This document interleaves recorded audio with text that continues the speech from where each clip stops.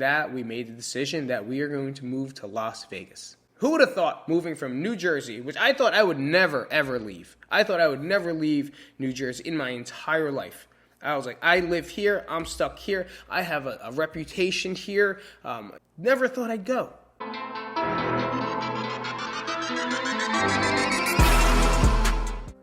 You know, I coach wrestling in a town over here 15 years. I was a coach at Crank here for 10 years, 11 years.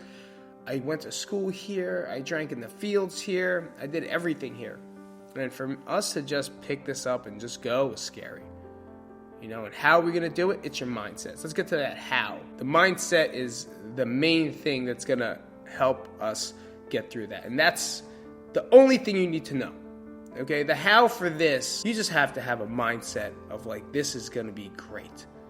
And whether or not it is or isn't, you got to kind of look forward to it at some way, right? Because I could pull back really fast. I want to pull back so I want to stop, you know, because it's so comfortable here. It's so great being here. I have friends here. My family's here. I have all my support. I have everything here. We have nothing there. We have an apartment that they're holding for us there. But you know what we have there once we move? We have each other. And that's all that counts. That's it. I have this family here, and then I have my family that I need, that helped me through my bad time. And so no matter what happens, I will always have them.